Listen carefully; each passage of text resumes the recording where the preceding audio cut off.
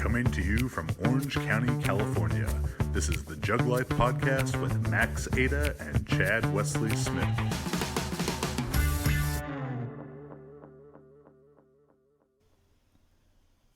Hey everybody, welcome to another episode of the Jug Life Podcast. I'm Chad Wesley Smith, joined as always by magnificent Max Montana. How you doing, buddy? I'm doing pretty well. How are you guys? Good. So you've just gotten back from a couple of big weightlifting meets. We had the Pan Ams two weekends ago. Pan Ams. Yep. And then so you were in the Dominican Republic there, coaching Team Juggernaut's Alyssa Ritchie, and then turned right back around to go to Kansas City for the 2018 USAW Nationals. And on today's episode, we're going to be recapping both of those events and how it went for the team, and just sort of an overall look at USA Weightlifting and the whole process.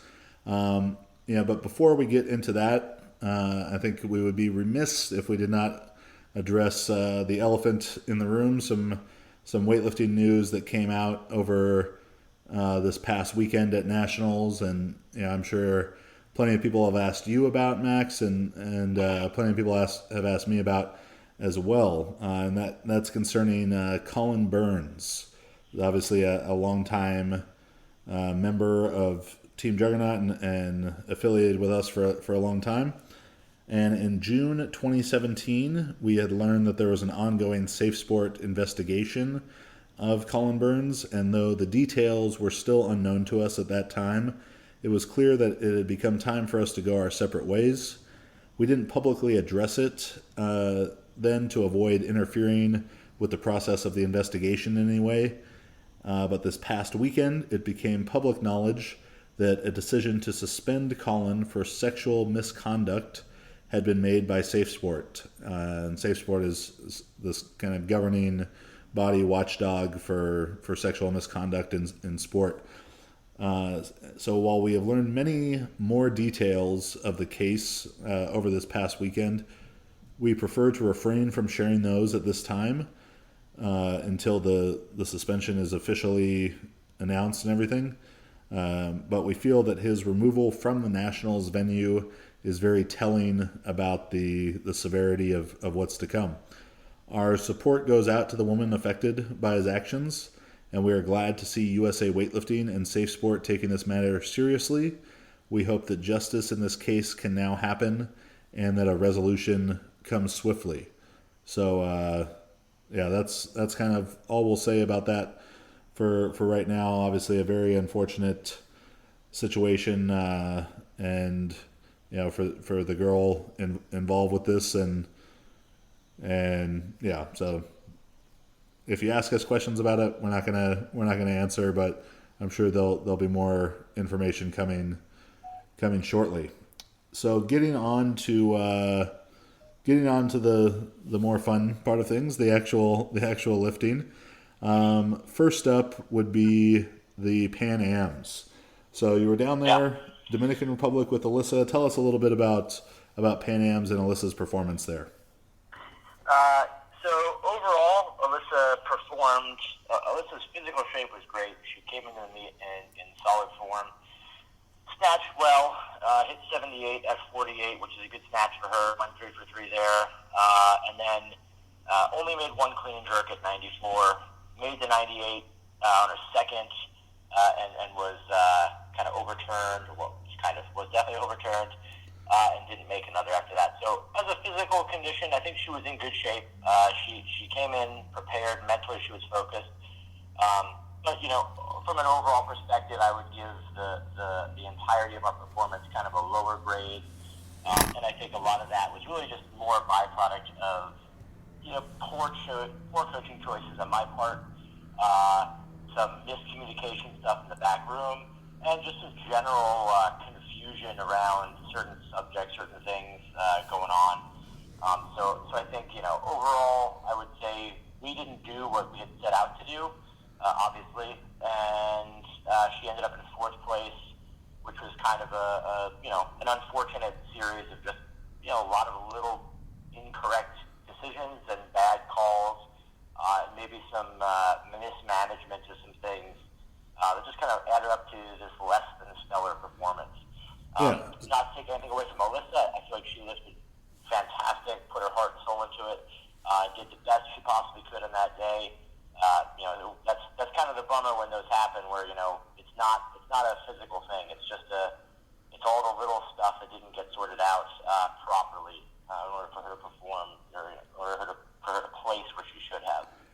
Yeah, and for those of us who are watching from home on the live stream, and there was definitely some confusion during Alyssa's session, because the live stream was one, the announcing was in Spanish. You couldn't necessarily see what weight was on the bar all the time, and they were cutting back and forth between the back room and the platform. So I couldn't tell at the time if it was a bad connection or they just missed showing that second clean and jerk for her, but we didn't see it.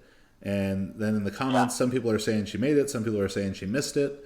So it wasn't until several hours later that I saw a video that you sent me in what looked like a very strong lift, and a lift that got three white lights. So very unfortunate for that to have been overturned. And then the other thing, as you're watching the live stream and they're cutting back and forth between the front and the back, is there's a lot going on in the back room at any meet, but as a U.S.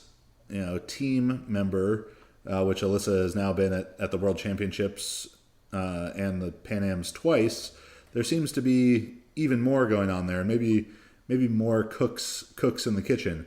But as most of the people listening to this, will likely never be in the back room at an international weightlifting meet, maybe describe some of the differences at the international level compared to when it's we're at American Open or something and it's just you and Alyssa. Well, when it's me and Alyssa, I always have one of my two people counting for me, either JP, my assistant coach, or Joanne, my boss. So those two always, they know my style, and we have a continual dialogue as to what we're doing and saying, and so they get exactly what I need from an informational standpoint about attempts and counts and this and that. Internationally, what happens is you get assigned. There's a couple of head coaches, Demos and Mike Cachone, two very, very accomplished people in weightlifting, obviously, and very, very good at what they do. Just work in a different style than I'm used to, and not so much to say that it's a good style or a bad style, it's just different. In this situation, too, Pan Am's, one thing I like to do at preface this is that I believe everyone in the back should have a specific job and should have purpose, and they should do that job exactly, and only that job. You don't want everybody thinking they need to do everything, because then it gets confusing. But in the back room, at these international meets, sometimes you're going to have a bunch of different stuff going on. The security might be different. You might have more people on your team in there than you need. You might have less in some cases. But you're going to end up in a situation that's just very different than nationals, where nationals is pretty calm. There's not as much stuff going on in terms of the lifters kind of jockeying around or taking jumps you had no idea about, because you're against people you don't see every day. In nationals, you see these competitors on a regular basis on Instagram, and their coaches and stuff. So there's a level of unpredictability. There's a level of learning the other coaches and those kind of things that kind of factor into the way you play your strategy out. And so I think, for people that have never been there or probably not going to be in the back room at those meets, it's a different thing.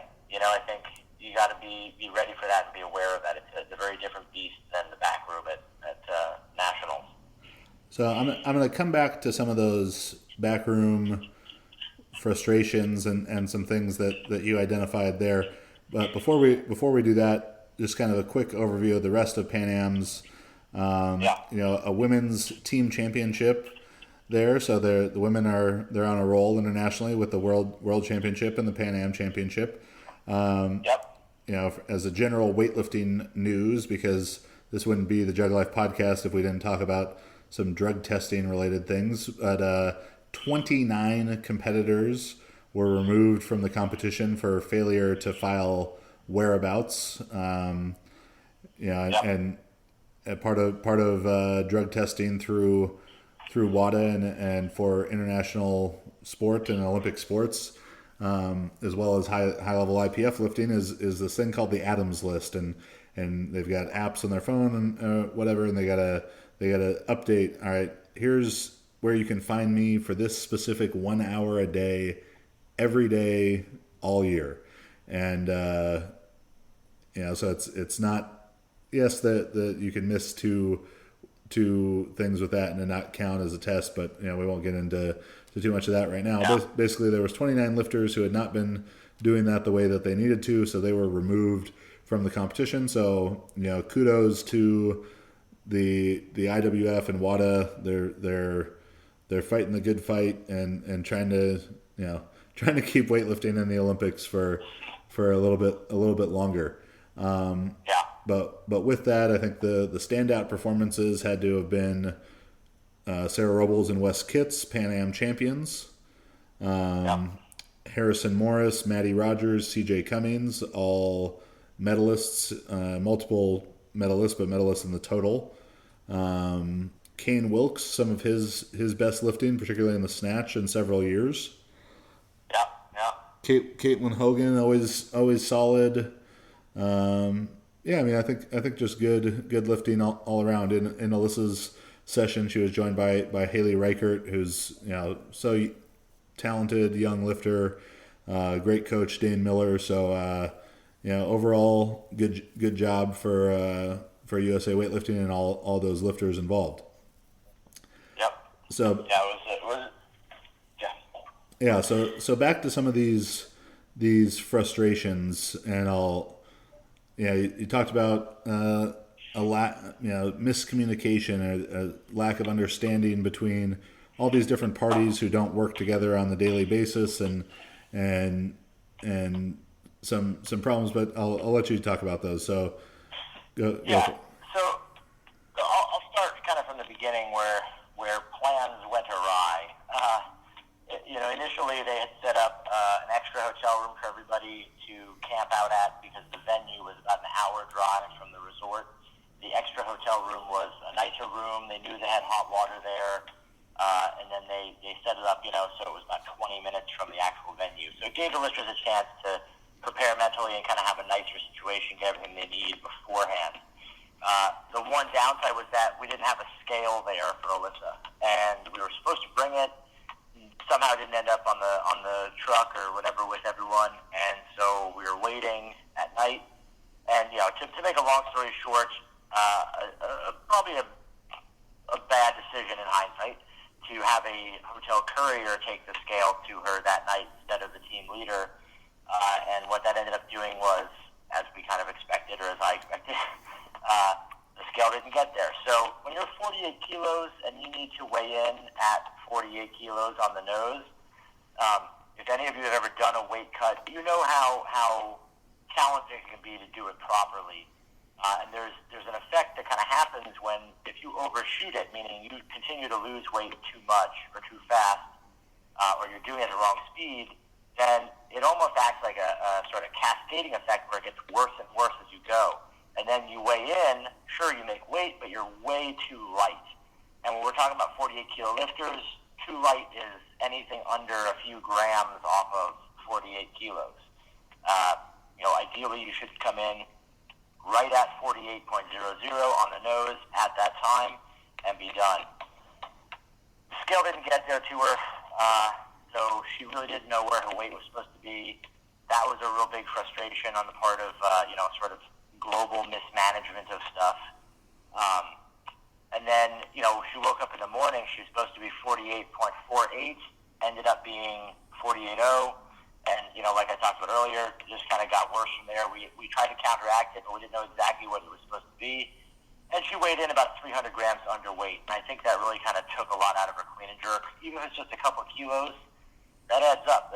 2 kilos is the difference between silver or gold or even fourth place in gold. So that was unfortunate.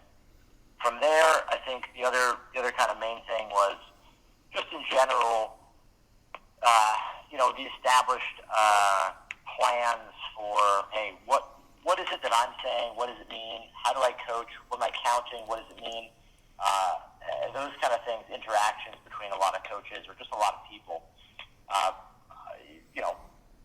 The three main things that I kind of talk about that really had a big impact on me after this meet that, I'm stealing directly from Jack Clark, that really, like, after this meet, I saw all these areas I failed at, or all these areas that we kind of were subpar in, and I look at the stuff Jack Clark told us, and I realized, like, yeah, there's a lot of these areas I'm just not living up to, or not doing the best job, and those three areas for me are a common glossary, meaning when one coach on the team says, 2 attempts out, what does that mean? And everybody on the team knows exactly what that means. So if I say I'm 2 attempts out, does that mean there's 2 lifters that I lift?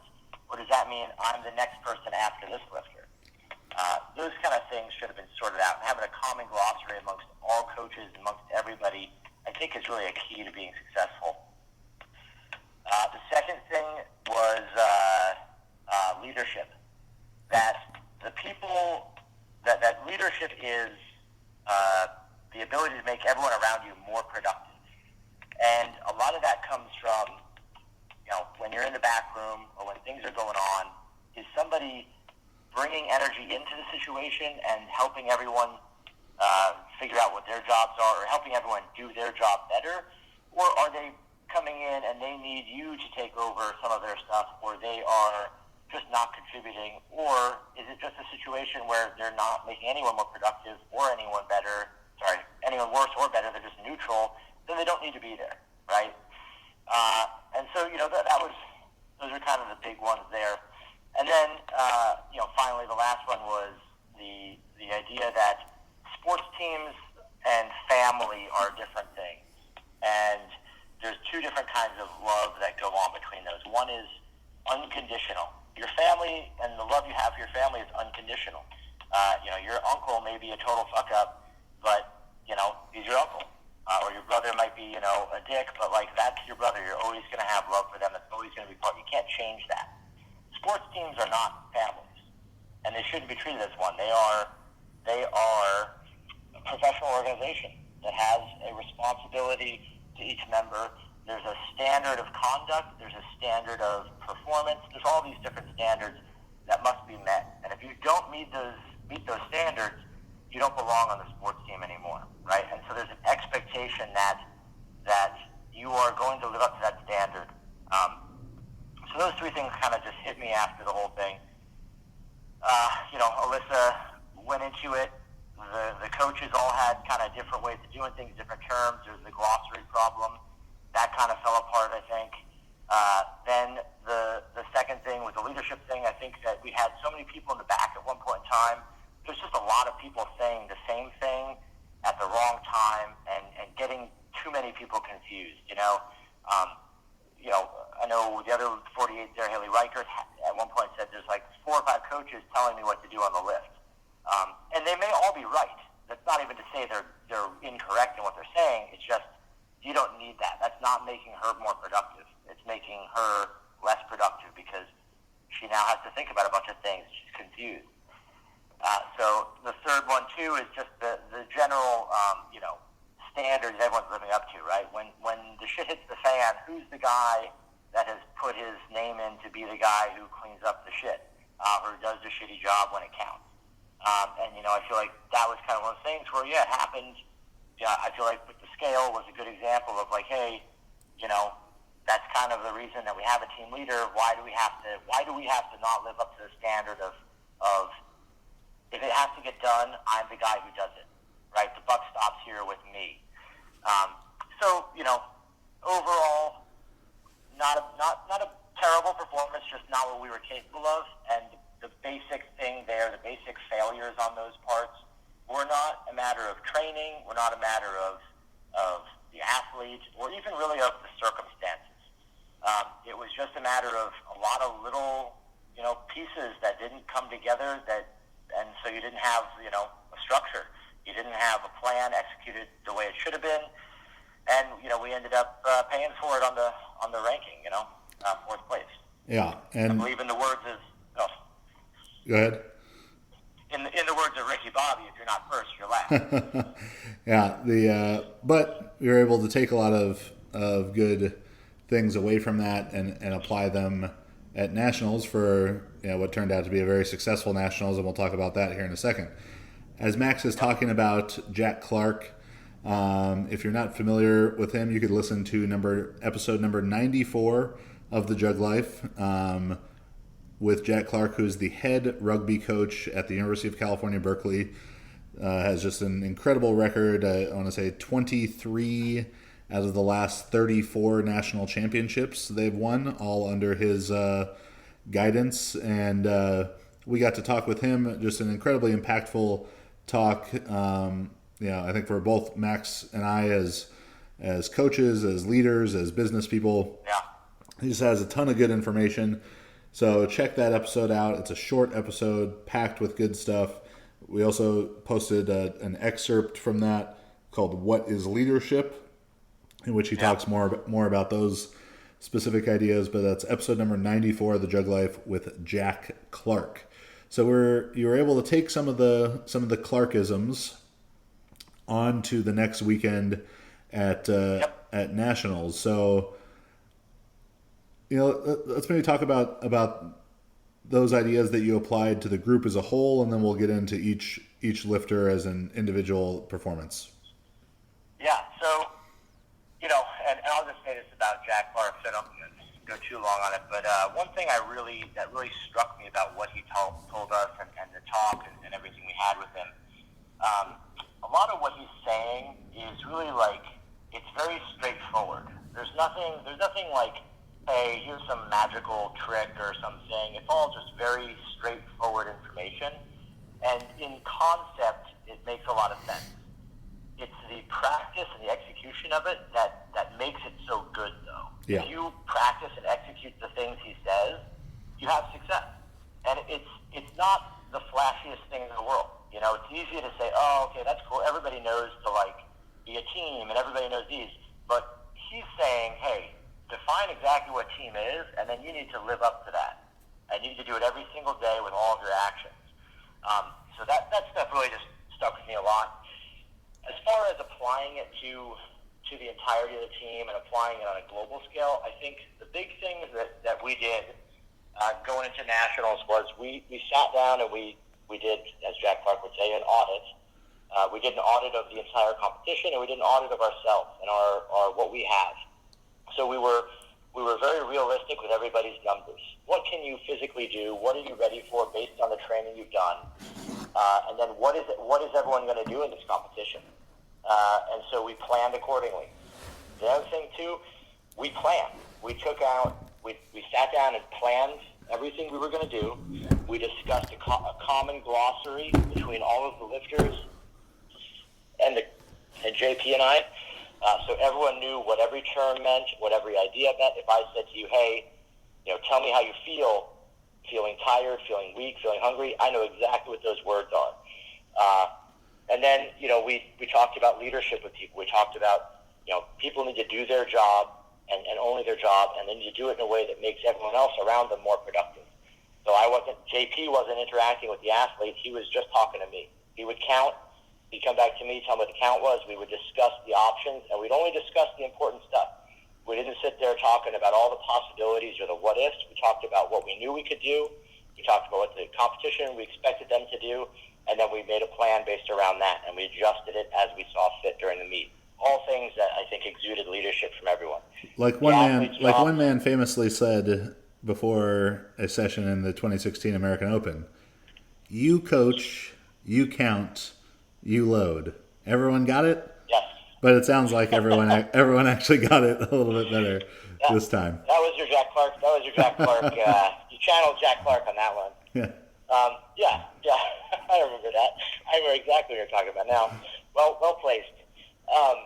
But yeah, so those things were the huge ones. And then that third one, that family team thing, that hit me really hard when he said it. It really made a ton of sense because I've always felt something like that. I didn't like when people say, we did it, fam, or that, we're a family and this and that. It just doesn't seem right. It doesn't fit right. it absolves you of any accountability for your actions. You can be a dirtbag, and if you're a part of the family, you're always going to be part of the family.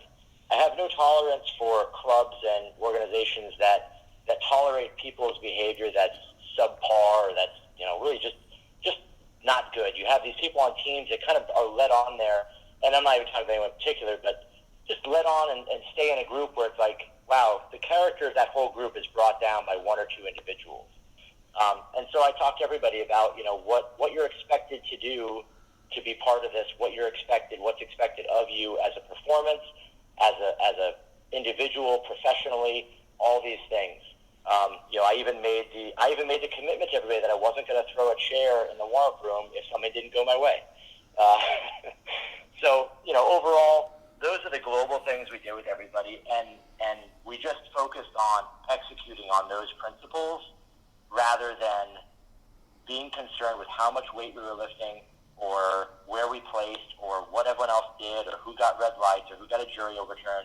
We just focused on those principles and applying them and executing them as best we could.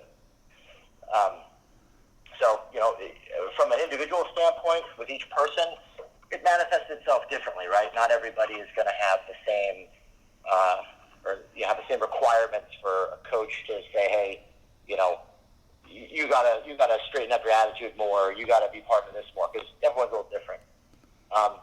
Overall, the competition was a good, successful meet for us. It was, with the exception of Fox. Mike Fox is our first guy at 56. He did not total. He bombed out, unfortunately. But we sat down with every single lifter before the meets, to discuss our plan and discuss our glossary and make sure everyone's on the same page. And then after the meet, immediately after they finished, we sat down with them again to talk about, hey, what were and this is an idea that I created completely on my own without the help of Chad Smith. What are your top three things you did this competition today, and what are the bottom three? And top three meaning not like, oh, I won, that's a thing, but what were the things you executed on above and beyond what you normally would? How well did you do those things? And then the bottom three are, what are the things that you could have done a better job of, but you didn't do, right? And that was a huge motivating factor for everybody, I think. Once we started getting people into it, they all bought in. Everyone on the team is super open-minded. They're all very, very cooperative and very coachable people. They bought in, and it was like one step after the other. People just start falling in line, doing exactly what they knew was right. They really enjoyed us talking about the plan and saying, hey, here's what 6 attempts we think you're going to do. Here's the 6 we think you're going to need to win or to get a medal or to do this or that. And these are the priorities. And your goal is to live up to the standard of this. We didn't say, hey, you have to lift 100 kilos to be on the team. We said, what is it going to take for you to make lifts? Well, I got to lock out my elbows better, as an example. Okay, so then you need to focus today on the locking out of your elbows. You put that as priority number 1 for you. And if you do that every single time, you're going to get to that 100 kilos. You're going to make it locked out, and no problem, right? But if you focus only on the negative of, I don't want my elbows to bend, and I'm going to go in this and snatch 100, it's just going to be a mess. So yeah, we just started everybody from this. Yes. I think what's particularly important too, and this, the post meeting, this is the idea of the performance audit from Jack Clark, and as people get better in this process of evaluating themselves, and as people listening maybe want to apply this with their own training or people that they coach, it's very important in this to make things that are measurable and quantifiable. Yeah. Because it would be simple to say, "Oh, I didn't snatch well," or I didn't clean and jerk well, but why is the question to be answered, so that you can have, so if the lockout, or let's say the drive and the jerk is something that's lacking for someone, one of their 3 things isn't going to be, well, I didn't jerk well, so I didn't focus on where the weight is in my foot in my dip and drive. Like it's something that they can actually address. When they go back home to begin training for the next meet, that they can specifically focus on that thing, and then that will be quantifiable in heavier jerks. And that was something to sidetrack from the Jack Clark, who is all that is man, but another really exceptional coach that I got to spend time with up in the Bay Area was a guy named Bob Lattiser, who's the coach at De La Salle High School, the winner of 151 consecutive high school football games. And every week they would do these commitment cards, and they were little 3x5 note cards that they would write a goal for practice, a goal for the game, and a goal for their weight room training every week. And they would go to one of their teammates, in this meeting that they had, and say, all right, Max, I commit to you to stay 10 minutes after practice to work on, my pass block footwork. I commit to you in the game, to play through every whistle. So I'm not loafing at the end of the play, and I commit to you to bench, whatever weight for five reps this week. Things that are immediately measurable, because if you just say, I commit to you to play a great game, like, well, what the fuck does that mean? So I think that's going to be really the important step too in the performance audit process, is that people are making measurable goals that they can quantify the improvement of. Yeah, absolutely.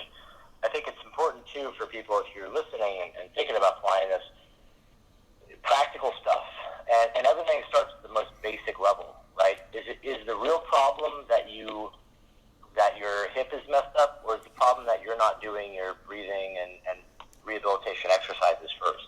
And is the problem that you're not doing that because you're coming to the gym late? So really, what's the beginning there of all that? Is showing up on time. So we went through this process with everybody. In addition to everybody auditing themselves, we audited them, and we audited ourselves as coaches, and we all came up with the same stuff.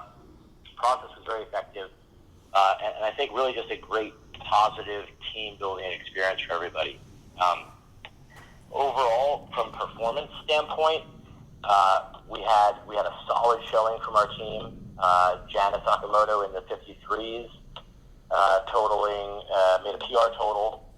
She snatched a competition PR snatch, competition PR clean and jerk, and made a great fight and solid attempts with apparently some funky noise when she missed on a big clean and jerk for her, 98, which would have been really, really solid for her. So really good job. She put forth everything she had into it and did well, and actually improved quite a bit. That 53 class, when we watched that, it was an interesting class, because it was basically the changing of the guards. You had an Olympian, Morgan King, in there, who I don't even know if she placed, to give an example of how the class has changed. I don't think that she did. No, actually, I don't think she placed. I think she got third. I think Courtney got fourth. Okay, she got third. Yeah, and then I think Courtney got third. So Bachelor came in third, and then either way, the point was, you've got King and Bachelor, seasoned veterans, not winning it, coming in the top three, and on the lower end of that from a totals perspective. But then Jordan De La Cruz just, excellent job. Yeah, Jordan definitely one of the standouts of the whole weekend. So 4 for 6 for Janice, PRs across the board. That's a very positive day, and with her focus being all towards weightlifting. Now with the ending of CrossFit, she'll only continue to improve. I shouldn't say only to weightlifting, because she also has to focus on skate lifting, the figure skating weightlifting combination. So Nick told me she's been featured in 3 CrossFit fails videos. That was her claim Yeah. Yeah, so next up after Janice was Christy Brewer in Yep. the 63 kilo class. So talk about Yep. Christy a bit. Christy had a fantastic day. She performed really well. She executed. She made a PR snatch, a PR clean and jerk. Those are both comp PRs, the only ones that count. And did really well. Got herself a bronze medal in the total and a silver in the clean and jerk. She was a great example, along with actually pretty much everyone else. Just a great example of executing a plan, being realistic with what our abilities are, and executing a plan, based around that and not based around what everyone else is doing. We set up her openers. We put in 83 and 112 in the clean and jerk, knowing that the 112 would kind of maybe get everyone kind of riled up and maybe think they had to push a little harder in the snatch because they know she can do it. They might think that we're just going to take some big numbers. So I think that's a great example to kind of expose where a lot of coaches and lifters are going to behave a certain way. Generally, people think they have to be really, really aggressive and take the winning lift rather than let the opponent lose the winning lift or miss the winning lift. And so, we did that. We executed all those things. It was a stacked class where everybody was competitive, but if you looked at the results, only one girl made her third snatch. So that was very telling of us selecting the right strategy for that session. There was a couple people that had a chance to beat her and took the wrong weight, took a couple kilos more than they needed for that medal, and then missed it. Very much kind of watching, almost like from the other side of where I was at Pan Am's, where we're taking numbers to try and get that gold and miss it, and then you watch other people do the same thing. I think you probably would say the same. Is that it's probably challenging for people because they can't step back far enough to look at things objectively and say, yeah, you know what, this is really what I'm capable of, and if I maximize that, I'll have a good total, versus saying, oh shit, everyone's going up, I better go up too. Yeah, and I think the next lifter we'll talk about, Cody Carlson, is a perfect example of that. Yeah. So just to close out, Christy, 4 for 6. She was 5 for 6, yep. But got a snatch overturned. Yeah, she pressed out. She got 2 whites, then the jury overturned it. Yeah, so 4 for 6 for her. Competition PRs across the board. Christy is 36 years old, mother of 2. Taking care of her daughters and doing awesome stuff there. Make sure, that her youngest daughter, Kalea, is on the autism spectrum, which one of my nieces is as well. So it's always really cool for me to see the stuff Christy's doing with her, with all the different therapies and everything that they're working through. And they have a new little clothing brand to kind of represent for Kalea and all that. So go on to Instagram and follow them. It's I'm not quite sure how to say it, so I'll just spell it. It's just AUYACO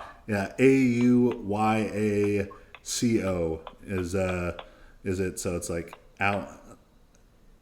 Yeah. Co. AUYACO. Go follow that on Instagram and check it out. So that was Christy Brewer. So Cody Carlson. Yeah. Cody Carlson's an 85 kilo class lifter. And the strategy that Max was just talking about of kind of being just focused on yourself and doing what you can do, not worrying about the lifts that other people are making. Cody embodied, Cody's session embodied that to the fullest and paid off well for him. Yeah, and one thing I didn't mention earlier, but I basically said to everybody, our number one goal for this meet for everyone is to have a successful competition. And I told them that my definition of success is that when you walk away from here, you're leaving with the intent and the motivation to participate in what you're doing already a little bit more. Meaning, I want you to walk away feeling like you have left some in the tank and that you can capitalize on it later and you're motivated. I don't want you to leaving, even if you win, I don't want someone leaving feeling like well, oh, I only did this or only did that or whatever, that guy missed. Like, you don't want negativity like that. You want someone walking away positive. So that was Cody's first goal. Let's have a successful meet, and then, let's look at, like we talked about before, let's look at our abilities, what we can do, what everyone else can do, and let's execute on those.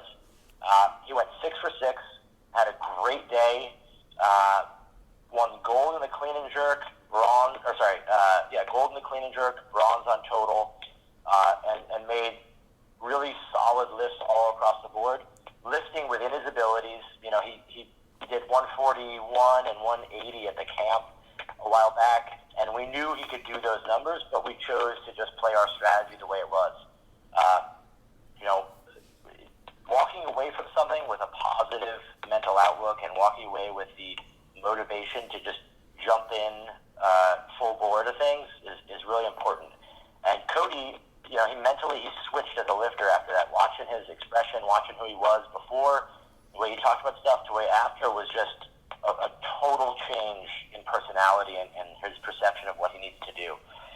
So that was really, really ultimately probably the most successful performance we had, just because he was it hit him so much, in the feels, I guess you could say. Cody did 137, 178. Are those meet PRs for him? Yeah, those are meet PRs. So a lot of meet PRs, and watching Cody, particularly in the snatch, his lifts look pretty comfortable. Like he was looking sharp there, and as we talk about this strategy of like just making your lifts and not worrying so much about what other people are taking and letting that affect your attempts, there's going to be times where that could, for lack of a better term, like backfire, where maybe you take 1 kilo too little or something, and you're walking away seeing someone lift the way that Cody did and be like, oh, but if I would have done 140, 180, then I would have gotten first or second. And just historically watching the 85 A session at the last several nationals and American Opens, like banking on other people missing is a good bet, because normally that class misses a ton. And John Downey, made some lifts and was able to win there. But I'd say 8 or 9 times out of 10, I think this strategy of just being a little bit more conservative and making lifts, you cannot be successful, going 2 for 6, 3 for 6, unless you're just so far ahead of everyone. Like there's no way to win meets making those kind of lifts. You got to go 4, 5, or 6 for 6 if you want to be consistently competing. And even for powerlifting, I think it's the same kind of thing. And I've said it's better to walk away from a lift thinking to yourself, I could have done 5 kilos more, rather than walk away from a mislift, incredibly close mislift, thinking I should have done 2.5 kilos less. So even though watching Cody do that 137, it would have been easy to say, he could have done 140, he should have done 140. Well, maybe he would have done 140 and just barely missed it, and then it was saying, well, 138 or 139 would have been perfect, but 6 for 6 is always, it's hard to take anything negative away there. Yeah, well, it just builds on the next thing, right? Yeah. Next meet he does 140 and he's got more in the tank. So good overall. Yeah. So that was the next was James Townsend. So James is a 94 kilo class lifter. His second meet back from an elbow surgery, and dealt with some illness going into the meet. But James is just always nicest guy, hard worker, great team guy, and really, James is one of those guys that embodies all this stuff already, that I feel like, I don't know if it's just from years of playing in these kind of organizations and sports, and just an extremely, just a great guy. He had some kind of disease that is called valley fever, which I thought was like something that you get from being in adult films in San Fernando Valley, but apparently it is not. As I learned, But yeah, he just was like basically dead, and then came back to life, and then came out and he did his thing. He actually was I was really happy with James because he really performed well. He did a fantastic job taking the cues and really trying to change things and make things right. He was so close with PRs on the snatch and the clean and jerk, but just couldn't quite get him. Still went 4 for 6 and had a solid day. And then a funny thing is James' total and Cody's total added up to us winning the men's team third place, I believe. Which is an interesting outcome to say the least. Yeah. But, so he did great. Walked away from it again, also with a positive experience. I think it's good for him because he does a lot of coaching. He sees a lot of kids, and he works with some younger athletes. For him to embody these things and to kind of learn that stuff. Yeah, I mean, he works with the most important young athlete, Princess P. Yes. The future star of Team Juggernaut. And I don't know if Princess listens to this podcast, but James said to me he thinks that Freya, his other daughter, may be more talented than Princess P. Yeah. Marissa had been thinking that was gonna happen. Either Freya would be even better, or she'd just be a total turd. But once we saw that deadlift video the other day, just on point deadlift form for a 16-month-old or 18-month-old or something. An infant. For how nice of a guy James is, it's really unfortunate that he has to be so fat and unathletic. Like, I guess some people can't have it all. That's He's really let himself go. He's just really let his body go. Yeah. It's shameful, James. So he did great. And then the next day we had the final 2 lifters, and that was our 75 that went this time. We have 275, obviously Kiana Welch, the other one, but Alex Chance, we sat down with her beforehand. We talked about the strategy. We talked about what we needed to do. Going into that session, we really knew what our chances of placing at each spot were going to be, and we set up, hey, here's the numbers we need to do. Here's the goal. Here's our plan. We're going to stick to it as closely as possible. And she did a fantastic job. She snatched 99 kilos, which is a kilo under her best in a meet, and then took 102 for which would have been a second place, a silver medal in the snatch, and just swung it behind a little bit. It was just a little bit too aggressive on the turnover. Big pull there. Right there. Yeah, it looks like she's ready for a lot more. But sometimes nerves can get to you when you haven't touched those weights every single time or regularly. So we talked about what she needed to work on.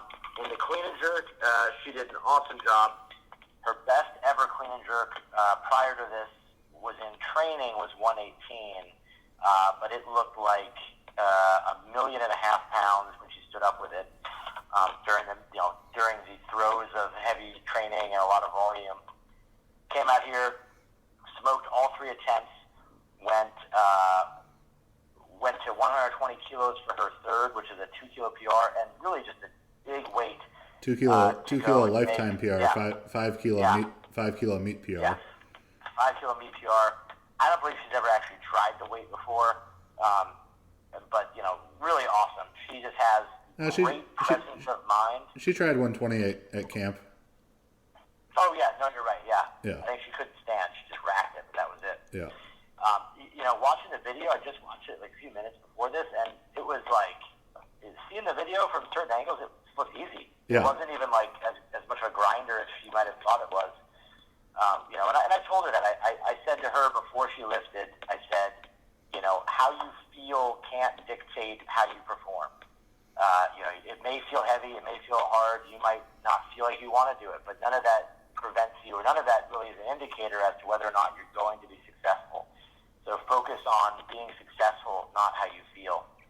And she killed it, and just great form. Third place in the snatch, third place in the clean and jerk.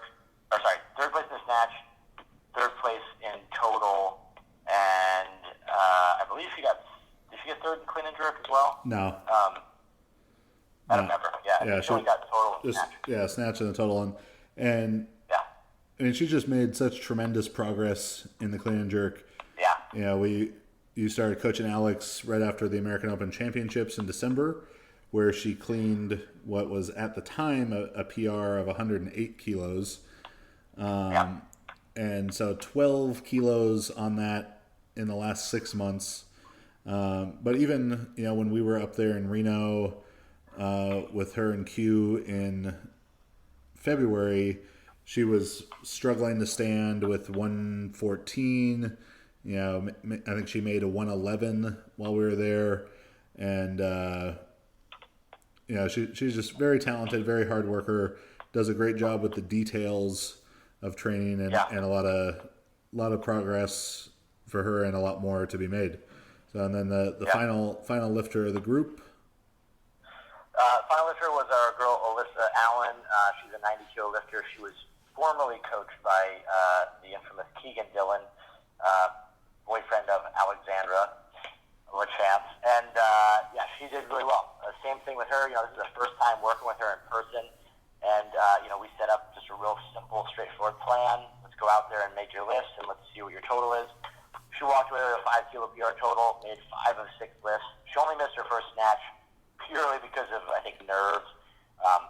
You know, she was like a deer in headlights that first attempt, kind of just dialing it all in. It can be hard, you know, when you walk out on stage and there's 17 people in the audience, and, you know, no, I'm just kidding.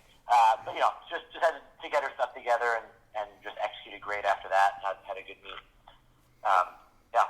Overall, a very, very solid performance for everybody. We had, you know, a lot of 4 for 6s and above in performances, which is what you're looking for. Definitely. Well, congrats to you, Coach Ada. Oh, thank you. So the other standouts of the weekend, you know, we already mentioned Jordan De La Cruz, her first senior national championship, great lifting by her 84-107.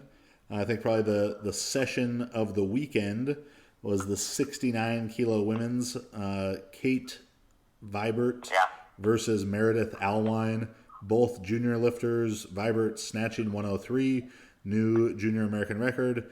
Alwine, you know, huge clean and jerks. Both of them are extremely talented, making, you know, the 69 kilo class the last couple of years has been just Maddie Rogers and everyone else. And, you know, and we'll see what the new weight class numbers are, but a lot more talent, a lot more competition in that bodyweight range. And just, you know, indicative of where USA Weightlifting, and particularly the women's side, is going. Tons of great, talented young lifters, people who, you know, 6 months ago you might not have heard of, and now, you know, now they're challenging for American records. Sakesha Johnson, the 75 kilo class champion. You know, we got to spend some time with Sakesha at our team training camp. She came out and visited with us in Oakland a few months ago, and just extremely talented, incredible watching her stand up those cleans. I'd imagine there's probably a gasp from the crowd every time she would stand up those cleans, and lifted really, you know, solid 103 what's she clean jerk? 127. Yeah, and yeah, I think she's going to be one, you know, depending on what these new weight classes are, that really benefits from something a little bit above 75 to see her lift some massive weights. Because, you know, if you haven't watched our vlog from our team training camp up there, you know, maybe 15 minutes to watch it, but check that out, particularly the time where we're doing this force plate vertical jump testing in the Cal weight room, and, you know, all the girls were lined up together doing these kind of warm up vertical jumps, and when Sakesha left the ground, I mean, it was just like a holy shit kind of moment, because even her standing next to Q and jumping next to Q, as phenomenal an athlete as Q is, Sakesha is at another level of power and explosiveness. Yeah, just impressive. Yeah. And then the men's side, you know, not the strongest performances. Obviously, you know, on both sides, a lot of lifters not there because of Pan Ams, but But I think Yeah.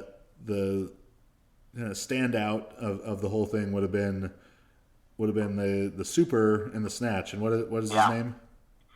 Kaiser something. Kaiser. His Instagram handle is Kaiser. I think his last name Maybe, starts with a K as well. I think, but yeah, yeah. learning a little bit more about this guy. He had been a swimmer at the University of Yeah. Missouri, I believe. 6'9" and Yeah. snatched 175 kilos, and he's been weightlifting for less than a year.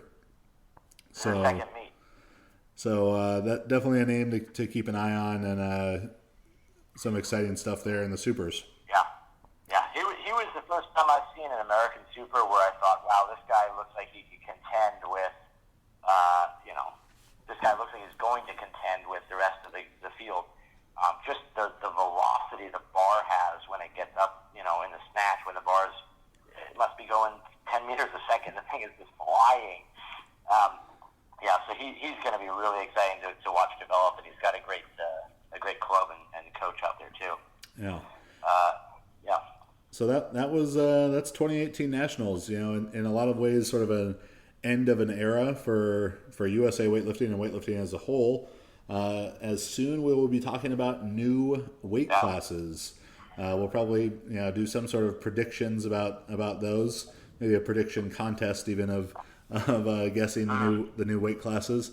There's going to be some new international team qualifying procedures that come along with that. Be prepared to hear a lot about something called a ROBI score, ROBI score, which when we know what that is better, we will let you know. But Max, any other closing thoughts? Nothing really. Overall, I will say USAW has done a fantastic job organizing this thing. It just gets better and better every time. And our whole team, just super proud of everyone for showing up and being part of the team and buying into everything we're doing and we're trying. Overall, just a really fantastic group of people. All right. So this is the Jug Life Podcast. You can find us on YouTube, iTunes, Spotify, Stitcher, iHeartRadio, and thejuglife.com. If you like it, go on iTunes, give us a 5-star review, write us something funny or nice. We always appreciate that, and it helps more people find the show. Subscribe to our YouTube, which, thanks to the world's strongest videographer, Shorty Sedang, is pumping out 3, 4, sometimes now 5 and 6 videos per week. So tons of great content there. Powerlifting, weightlifting, podcasts, Jug Life, Beers with Chad, Strength History Minutes, all kind of stuff. So go and subscribe to the Juggernaut Train Systems YouTube. If you're interested in coaching for powerlifting, weightlifting, strongman, super total, or power building, visit juggernautcoaching.com and check out the multiple levels of programs we have, whether you're a beginner or trying to fight for making international teams like Alyssa Ritchie. We've got something right for you, so go ahead and check that out. Upcoming events next week, Max and I will be up in Calgary as our better halves compete at the IPF Classic Worlds.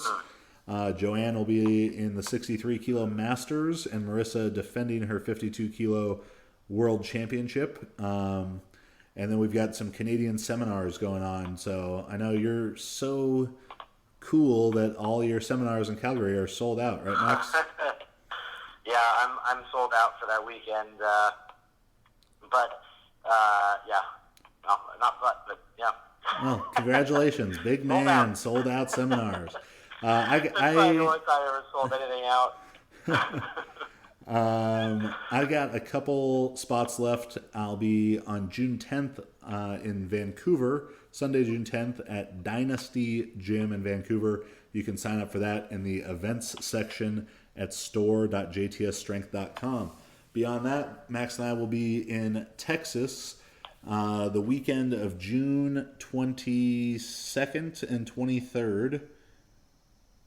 Yeah, on June 22nd, we'll be at Arlington Strength in Arlington, Texas for a free squat clinic and then a Jug Life Live episode. And the next day, Saturday the 23rd, we will be at D-Town CrossFit in Dallas, Texas for a free snatch clinic and Jug Life Live episode. So those are free. So you just gotta save your spot under events at store.jtsstrength.com. And last event on the schedule, August 19th in Long Island. Max, myself, Dr. Quinn, Dr. Mike, and Dr. James will be presenting the 2018 Juggernaut Performance Summit, which really covers everything you need to know to get strong and fast and lean and all that kind of good stuff. Program design, technique, nutrition, mobility, and recovery, all in one action-packed day. Plus, you can get some CEUs for the NSCA if you're into that kind of thing. Max, where can they find you? You can find me on Instagram, Max_Ada, or on Facebook. You can email me if you have any questions about the online training or how it goes at max@jtsstrength.com. And I'm Chad Wesley Smith, at Chad Wesley Smith and at Juggernaut Training on Facebook and Instagram, filling up your news feed all day. This was the Jug Life Podcast. Also, be on the lookout for more Beers with Chad episodes, and we'll see you next week.